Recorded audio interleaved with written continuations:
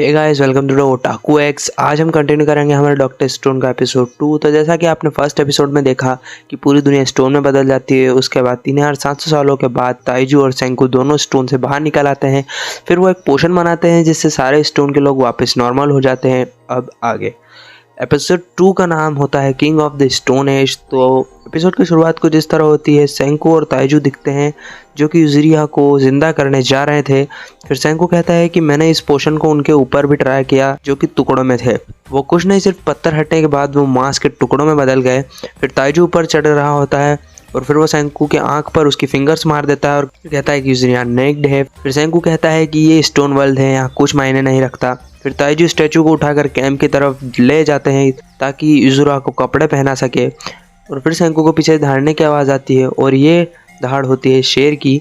तो शेर जैसे ही बाहर आता है वो दोनों उस स्टैचू को लेकर भागने लग जाते हैं। फिर सेंकू कहता है कि अगर हम किस्मत से कैंप पर पहुंच भी गए तब भी हमारा खेल ख़त्म है। फिर ताइजू उस स्टैचू को सेंकू को दे देता है और कहता है कि तुम भाग जाओ। और आगे कहता है कि दुनिया को तुम्हारी ज़रूरत है, तुम्हें ज़िंदा रहना होगा। फिर सेंकू कहता है कि हम जाएंगे तो एक साथ, वरना नहीं। फिर भागते हुए उस लड़के के स्टैचू के पास आते हैं जिससे ताइजू ने देखा था, जो कि बहुत स्ट्रॉन्ग होता है और उसका नाम था सुकासा। और फिर वो डिसाइड करते हैं कि वो मिरेकल फ्लूइड इसके ऊपर डालेंगे ताकि वो शेर से बच सके। फिर वो मिरेकल फ्लूइड वो उसके ऊपर डाल देते हैं जिससे वो जिंदा हो जाता है। और अगले ही पल पर वहाँ शेर आ जाते हैं और उनको चारों तरफ से घेर लेते हैं। इतने में सुकासा जग जाता है और वो शेर को बहुत कस के एक पंच मारता है जिससे शेर वहीं अपना दम तोड़ देता है। फिर शेर को मारने के बाद फिर सुकासा कहता है कि जब तक मैं यहाँ हूँ अब तुमको कभी भी डेंजर में नहीं रहोगे।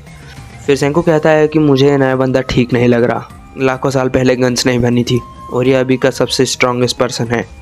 फिर सुकासा एक चाकू मांगता है ताकि वो शेर की खाल निकाल सके।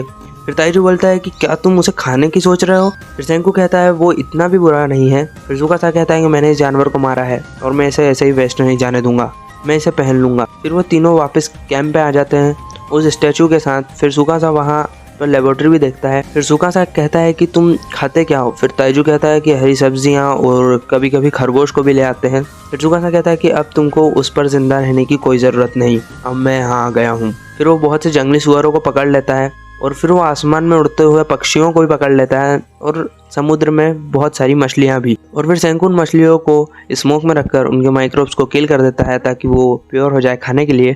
फिर सेंकू वहाँ बैठा हुआ कहता है कि हम सिविलाइजेशन की तरफ अपना पहला कदम उठा सकते हैं। फिर सुकासा एक पत्थर पर पंच मारता है जिससे वो पत्थर के टुकड़े हो जाते हैं और फिर वो उसमें से एक लड़की को बाहर निकालता है। फिर वो खाना खा रहे होते हैं। फिर सेंकू एक सवाल पूछता है कि टेक्नोलॉजी सिविलाइजेशन के लिए हमें किस चीज़ की ज़रूरत है। फिर ताइजू कहता है कि स्मार्टफोन। फिर सेंकू कहता है तुम 10 बिलियन साल आगे चल रहे हो। फिर सुकासा कहता है कि शायद लोहा। सेंकू कहता है हाँ, लोहा इम्पोर्टेंट है, हो सकता है, पर अभी नहीं। फिर सेंकू कहता है कि वो चीज़ है कैल्शियम कार्बोनेट। फिर ताइजू कहता है कि हाँ, हमें किसी जिम को ढूंढना पड़ेगा और फिर उसके अंदर से हम ला सकते हैं। फिर सेंकू कहता है कि हाँ, 3700 सालों बाद अभी भी एक जिम यहाँ पर होगा शायद। फिर सेंकू आगे कहता है कि अगर हम सी शेल्स को फोड़े तो हमें कैल्शियम कार्बोनेट मिल जाएगा। फिर ताइजू लग जाता है सी शेल्स को कलेक्ट करने में। फिर बहुत सारे सी शेल्स इकट्ठे करने के बाद फिर वो उन्हें क्रश कर लेता है और फिर उन्हें बहुत सारा कैल्शियम कार्बोनेट मिल जाता है।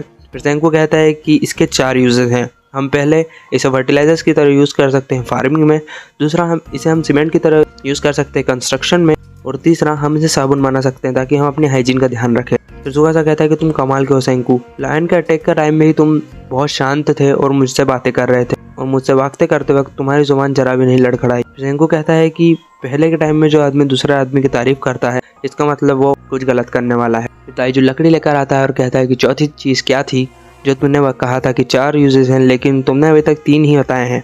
फिर सेंकू कहता है नहीं, सिर्फ 3 ही यूजेस हैं उसके, और मैंने पहले भी 3 ही कहा था। फिर रात होते ही सब सो जाते हैं लेकिन सेंकू नहीं सोता, वो कुछ बना रहा होता है। फिर इधर सुबह हो जाती है और ताइजू शेल्स कलेक्ट कर रहा होता है। फिर सुकासा कहता है कि हमें यहाँ बहुत आज़ादी है, कोई भी यहाँ अपनी ज़मीन और पानी को लेने के लिए नहीं है, यहाँ किसी की भी अपनी पर्सनल प्रॉपर्टी नहीं है। बहुत सालों पहले एक लड़का अपनी सिस्टर के लिए एक नेकलेस बना रहा होता है सी शेल्स कलेक्ट करके, लेकिन एक आदमी आता है और उस लड़के को बहुत मारता है, इतना कि वो पहचान में नहीं आ रहा था। और फिर वो एक खड़े एक स्टैचू को पंच मारता है और फिर सेंकू कहता है कि तुमने अभी एक मर्डर किया है। फिर सुकासा कहता है कि क्या तुम उन लोगों को भी जिंदा करने वाले हो जो बुरे लोग हैं। एक बार दुनिया वापस पहले जैसी हो जाए फिर वो कहेंगे ये मेरी प्रॉपर्टी है, तुम्हें इसका रेंट चुकाना पड़ेगा, तुम्हें इसका टैक्स देना पड़ेगा। हमें सिर्फ अच्छे दिल वालों को ही जिंदा करना चाहिए, यही हमारा चांस है इंसानियत को प्यूरीफाई करने का। क्या तुम एग्री नहीं हो सेंकू? वो कहता है कि नहीं, यह भाषण ने मुझे ज़रा सा भी नहीं हिलाया। मैं साइंस की मदद से हर आदमी को ज़िंदा करूँगा। That's it for today's video guys. अगर डॉक्टर स्टोन का एपिसोड 2 आपको पसंद आया हो तो वीडियो को लाइक कर देना, नेक्स्ट एपिसोड के लिए कमेंट कर देना और ऐसे ही एनिमे एक्सप्लेनेशन वीडियोस के लिए हमारे चैनल को सब्सक्राइब कर लो। Thanks till watching here. मिलते हैं आपको अगली वीडियो में। बाय।